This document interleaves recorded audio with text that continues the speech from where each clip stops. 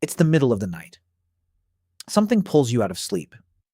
And the moment your eyes open, you know something is wrong. You're awake. You can see your room, but you cannot move. Not a finger, not your lips, nothing. You try to call out and no sound comes. And then you feel it, the unmistakable sense that you are not alone. Something is in the room with you. You can't see it clearly, but you can feel it. Standing in the corner, or worse, leaning over the bed. And there's a weight, a terrible pressure pressing down on your chest, like something is sitting on you, slowly crushing the air out of your lungs. You are completely awake, and you are completely helpless. This is sleep paralysis. And for thousands of years across every culture on Earth, people have woken up in exactly this state and come to the same conclusion. A demon is in the room. So what is actually happening? Why does your body lock you in place while your mind screams that you're in danger? And why, when nothing is there, does your brain insist with total certainty that something is? Because the truth is stranger than any ghost story. What's happening to you in that moment isn't supernatural at all. It's two parts of your brain that are supposed to take turns. And for a few terrifying seconds, they're both switched on at once. To understand it, you have to understand something your brain does to you every single night without you ever knowing. When you fall asleep and slip into REM sleep, the stage where your most vivid dreams happen, your brain does something remarkable. It paralyzes you on purpose. Deep in your brainstem, a set of switches floods your muscles with signals that shut them down, leaving your entire body limp and immobilized. Your arms, your legs, your torso, all of it goes offline. And there's a very good reason for this. In a dream, you might be running, fighting, falling, flying. If your body actually tried to carry out everything your dreaming brain commanded, you would thrash around, leap out of bed, and hurt yourself or whoever's next to you. So your brain installs a kind of safety lock. It cuts the connection between your dreaming mind and your moving body. You can have the wildest dream imaginable, and your body just lies there perfectly still and perfectly safe. This is called REM atonia, and it happens to you every night of your life. Normally, the timing is seamless. When you wake up, your brain switches off the dream, switches off the paralysis, and brings your body back online. All in the right order, all before you're conscious enough to notice. You open your eyes, you stretch, you get up.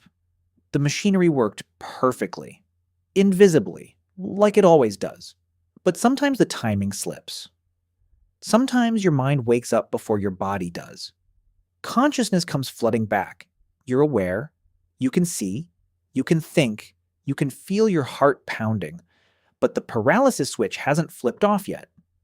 Your body is still locked in REM atonia. So you're left in an impossible in-between state, a waking mind trapped inside a sleeping body.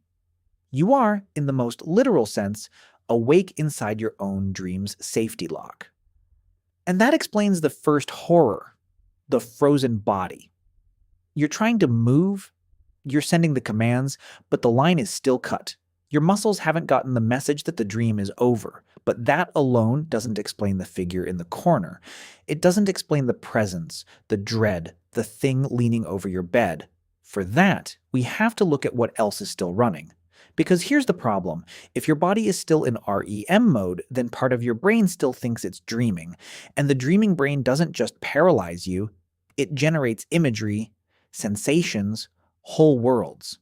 In normal sleep, that imagery is your dream. But now your eyes are open and your waking mind is online. So the dream doesn't stay in your head. It bleeds out into the real room.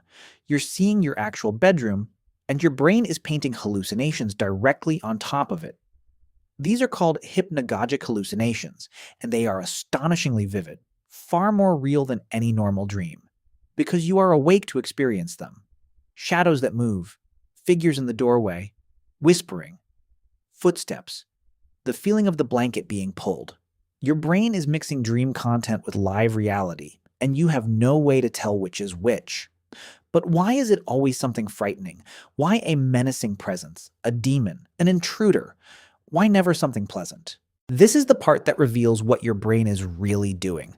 When you're paralyzed and terrified and flooded with adrenaline, a primal alarm system kicks in. The threat detection circuitry built around a region called the amygdala. This is the ancient part of you whose entire job is to sense danger and scream about it. And right now, it is going haywire. It knows something is deeply wrong. You can't move, you can't breathe well, your heart is racing. So it concludes, correctly, that you are under threat. There's just one problem. It can't find the threat. There's nothing in the room. So your brain does what brains always do with missing information. It fills in the blank. It takes that overwhelming, formless sense of danger and it gives it a shape, a presence, a figure, an intruder, a demon. Your mind manufactures a monster to explain the terror you're already feeling, because a danger you can point to feels more bearable than a danger with no source at all. The presence in the room isn't visiting you. It's being generated by you, in real time, as your brain's best guess for what's setting off every alarm you have. And the weight on your chest? That has a cause, too.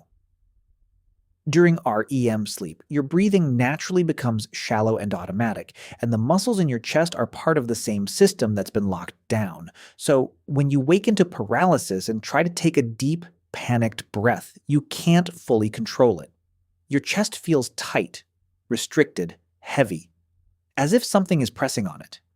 And your terrified brain, already conjuring an intruder, connects the dots in the most horrifying way possible. Something is sitting on me. Now put all of it together, and you have the complete experience. A frozen body because the dream paralysis hasn't released. Vivid hallucinations because dream imagery is leaking into your open eyes. A menacing presence because your threat system is inventing a source for its panic.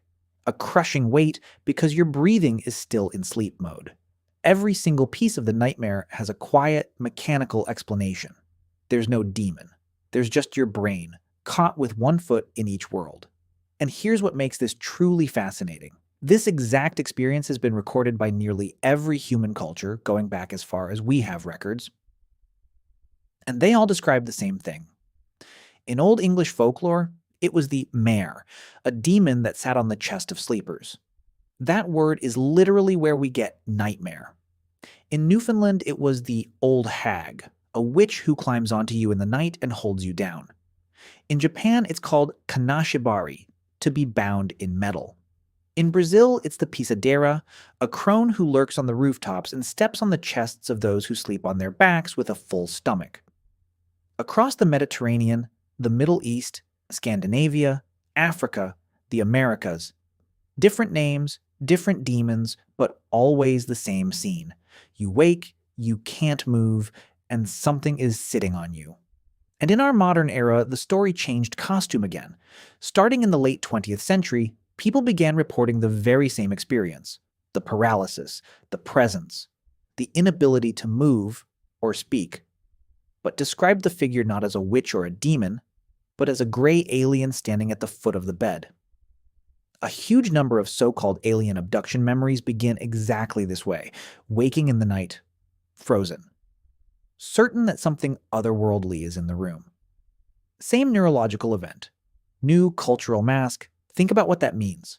For all of human history, in every corner of the world, people have been waking up into the identical brain state, and their minds have reached for whatever monster their culture had on hand to explain it. Demons, witches, ghosts, aliens. The experience is universal. Only the costume changes. You are not having a supernatural encounter. You are running an ancient human program, one that connects you to every frightened sleeper who ever lived. So who actually gets this? Far more people than you'd think. Surveys suggest that somewhere around a third of people will experience sleep paralysis at least once in their lives. It becomes much more likely when your sleep is disrupted. When you're sleep deprived, jet lagged, stressed, on an irregular schedule, or sleeping on your back. It's the price of a brain whose sleep stages are usually perfectly choreographed, occasionally fumbling a transition. It is, in almost every case, completely harmless.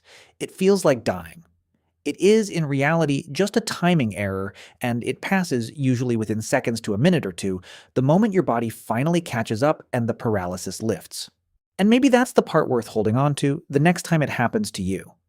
Because in that moment, frozen and certain that something terrible has come for you in the dark, the truth is almost the opposite. That paralysis gripping your body isn't an attack. It's the very same safety lock that protects you every single night, the one that keeps you from acting out your dreams and hurting yourself. Caught lingering a few seconds too long.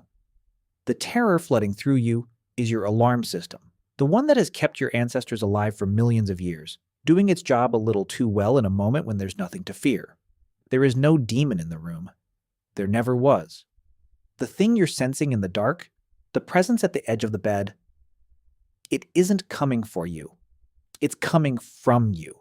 And once you understand that, the most frightening experience a human can have in their own bed becomes something else entirely. A rare, accidental glimpse of the silent machinery that watches over you every time you close your eyes.